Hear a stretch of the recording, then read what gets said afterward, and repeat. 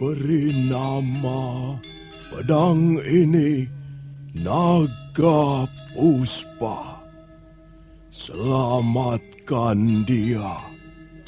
Jangan sampai jatuh ke tangan pendekar berwatak jahat.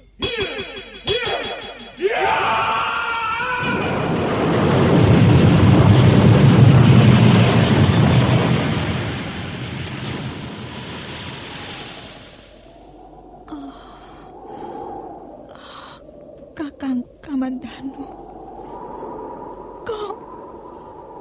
kau masih juga tidak percaya bahwa aku mencintaimu. Mesin, maafkan aku, Mesin.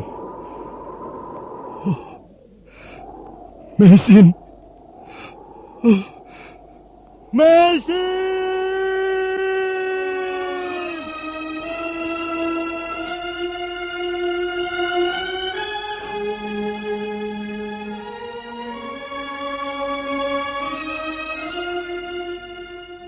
Tutur Tinula.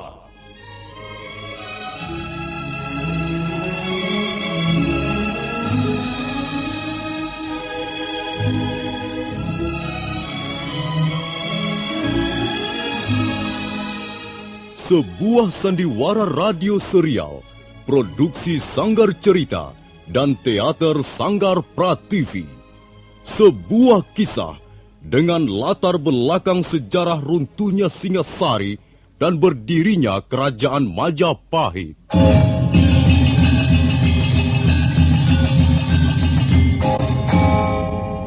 Sandiwara ini didukung oleh pemain-pemain radio yang sudah ternama.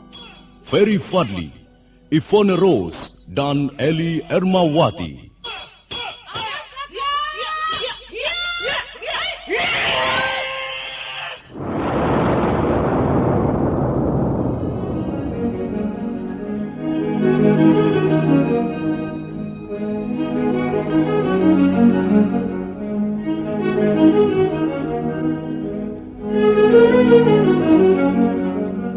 Cerita ini ditulis dan disusun oleh S. Tijab.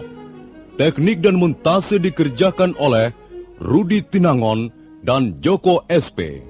Sutradara EWS Yuwono. Kali ini mengetengahkan episode pertama dengan judul Pelangi di Atas Kurawa.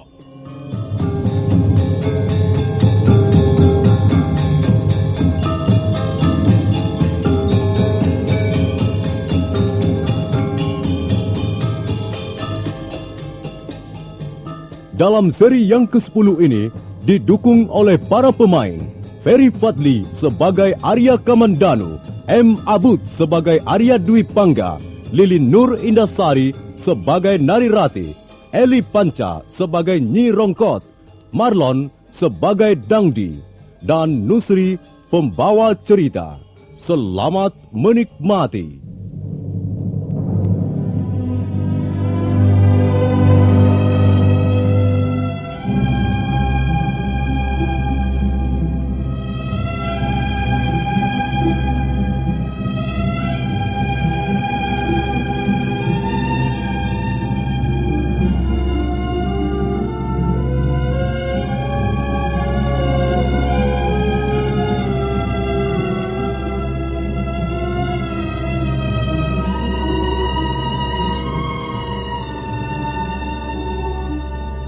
Narirati bergegas melangkah menuju tepi padang ilalang untuk menemui Arya Dwi Pangga.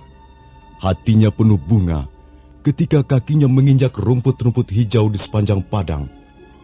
Tapi mendadak langkahnya terhenti. Gadis itu sangat terkejut. Bukan Arya Dwi Pangga yang duduk merenung di atas batu hitam, melainkan Arya Kamandanu. Oh, bagaimana ini? Mengapa Kakang Kamandanu yang duduk di situ? Dan mana Arya Dwi Pangga? Apakah aku harus kembali saja? Tapi bagaimana dengan Kakang Kamandanu? Apakah tidak sebaiknya aku temui dia? Tidak. aku tidak akan menemuinya lagi. Narirati, kalau begitu, apakah kau tergolong wanita yang tidak setia? Mengapa kau begitu cepat berpaling pada pria lain?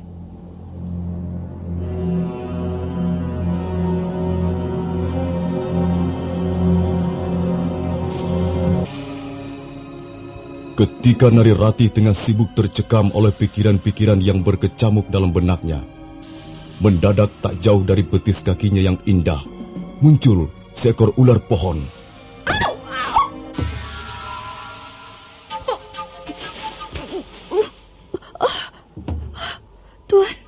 Tuan Dwi Pangga. Jangan keras-keras. Adikku ada di sana.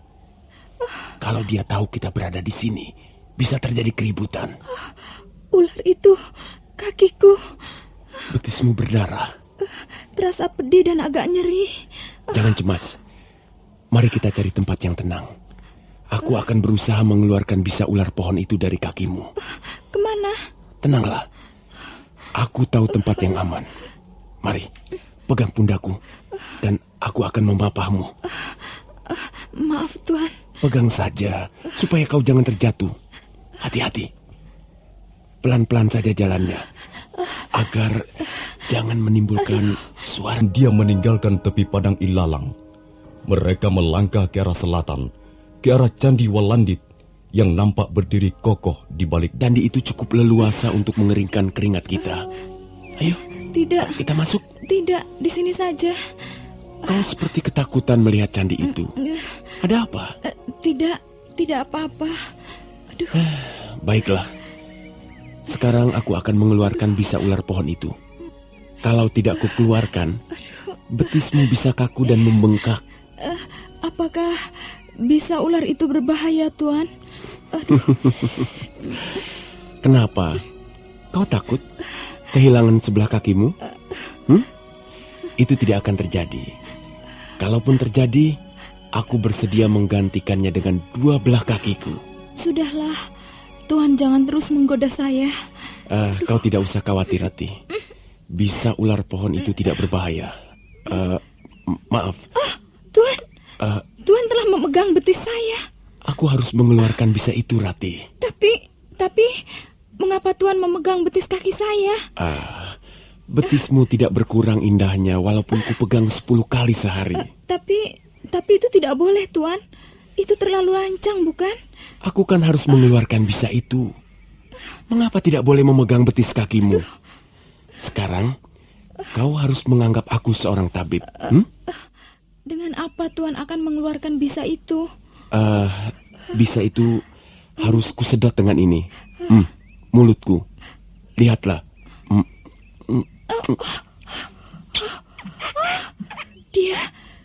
Dia menyedot betisku dengan mulutnya yang bagus itu. Mengapa hatiku berdebar-debar? Arya Dwi Pangga, kau ini keterlaluan sekali. Kau nakal, tapi menyenangkan.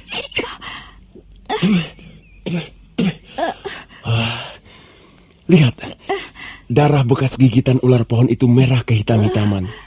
Untung aku segera menyedotnya.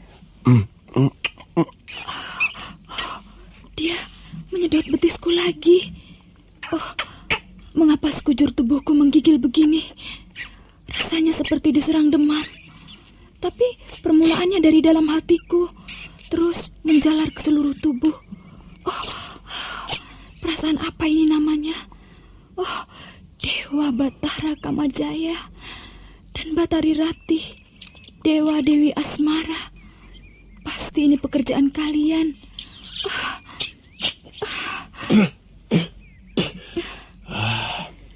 Nah, sudah agak bersih. Sudah tidak begitu hitam lagi. Aku yakin luka bekas gigitan ular ini tidak akan membengkak. Mengapa, Rati? Mengapa napasmu tersengal-sengal? Tidak apa-apa. Sakit ya? Iya, agak sakit sedikit. Kalau begitu, coba sekarang kau baringkan tubuhmu sebentar di atas batu pipih ini. Ayo, berbaringlah. Terima kasih Kakang Dwi Pangga. Mana kemari dari tadi? Mengapa Bibi mencari aku? Angger kan belum sembuh benar. Angger masih harus banyak istirahat. Aku sudah sembuh, Bi. Biar aku di sini. Bibi pulang saja. Jangan begitu, Nger. Bibi tahu Angger belum sembuh benar. Kemarin saja Angger masih mengeluh pusing. Mengapa Angger membohongi Bibi Rongkot yang sudah tua ini?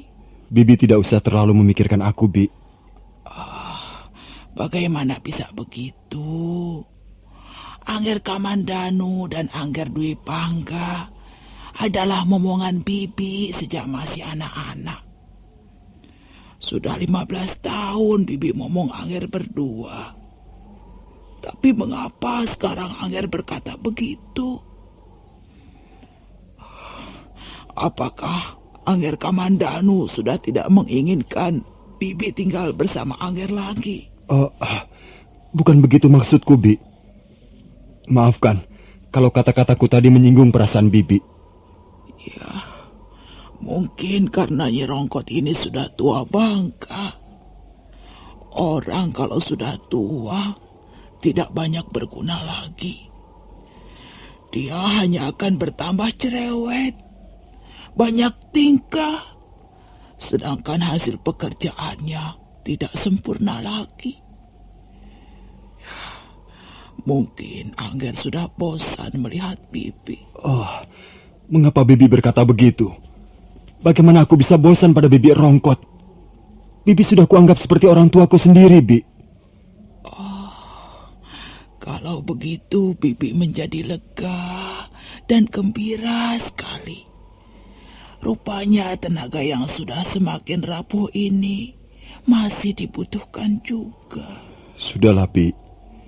Jangan membuat hatiku bertambah sedih. Ger, apa sebenarnya yang menggelisahkan hati Angger?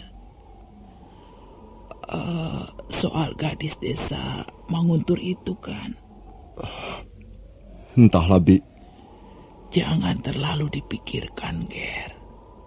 Nanti Angger bisa bertambah sakit. Anggap saja semua itu merupakan suatu pengalaman yang berharga untuk membina masa depan Angger Kamandanu.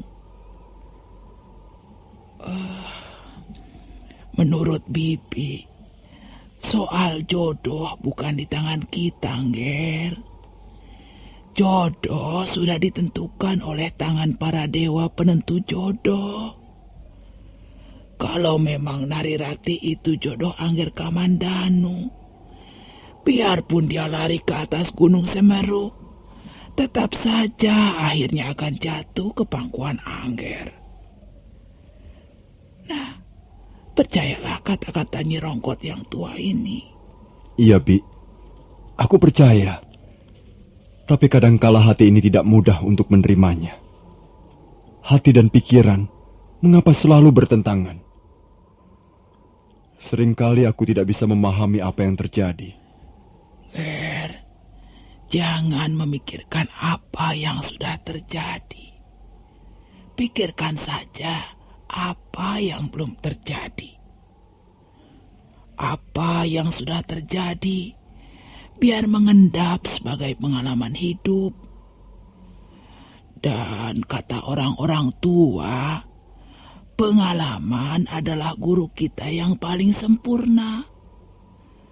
Guru manusia hanya mengajarkan satu sisi kehidupan saja. Sedang guru pengalaman mengajarkan yang lebih lengkap.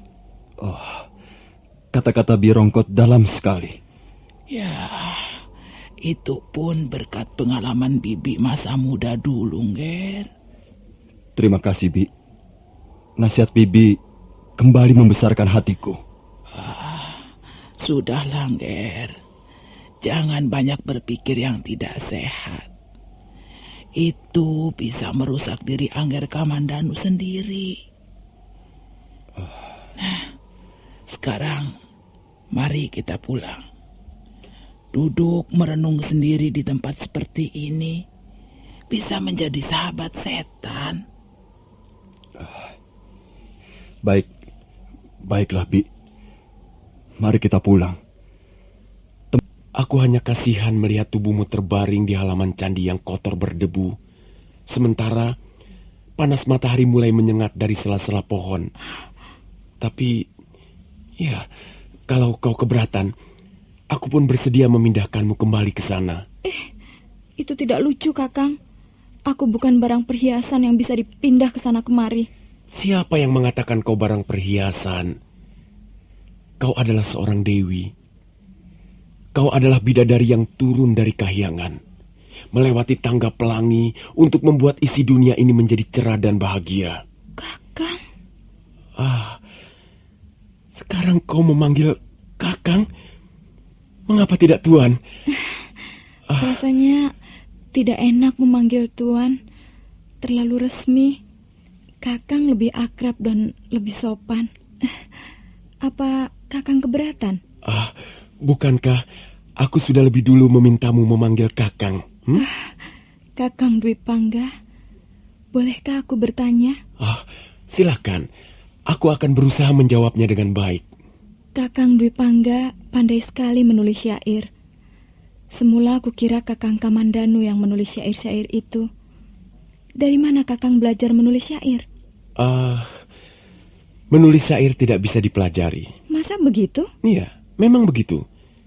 Menulis kata-kata indah ada kamusnya. Tapi menulis syair membutuhkan bakat yang khas. Nampaknya kau tidak bisa hidup tanpa syair. Bagiku hidup ini adalah syair, Ratih. Apa yang kulihat, kualami, kudengar, kusaksikan adalah lantunan-lantunan bait syair. Kau tidak percaya? Nah, dengarkan. Seekor kijang kencana terbaring di atas lempengan batu dan Benar, Kakang. Tak ada manfaatnya kita melayani omongan orang seperti Dangdi. Hanya membuat sakit hati kita sendiri.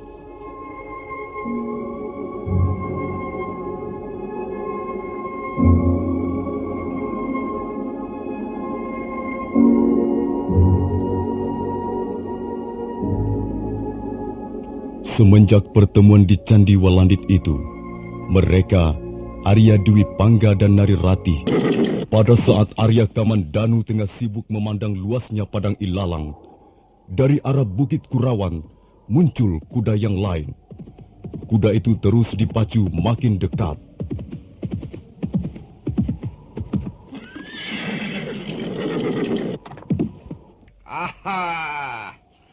Ada sahabat lama rupanya.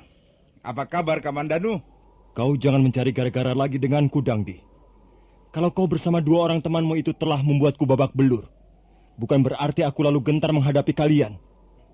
Carilah hari yang baik untuk membuka pertandingan babak baru, Dangdi. Aku akan siap melayanimu kapan saja. Sayang sekali, Kamandanu. Aku akan menyampaikan suatu kabar penting. Kabar tentang gadismu, anak Rekian Wuru itu. Dangdi, kalau kau mengganggu dia lagi, aku tidak akan memaafkanmu. Sabar, Kamandanu. Jangan menuduh tanpa bukti. Siapa yang mengganggu Nari Ratih? Kalaupun ada, bukan aku orangnya. Apa maksudmu, Dangdi? Kau akan tahu apa yang ku maksud kalau sekarang ini berkuda ke Candi Walandit. Arya Kamandanu tertegun sesaat. Candi Walandit? Apakah ini merupakan siasat Dangdi untuk menjebaknya datang ke tempat itu? Nah, para pendengar sekalian, silakan mengikuti kisah ini dalam seri berikutnya. Seri ke-11 episode Pelangi di Atas Kurawan ini. Sampai jumpa.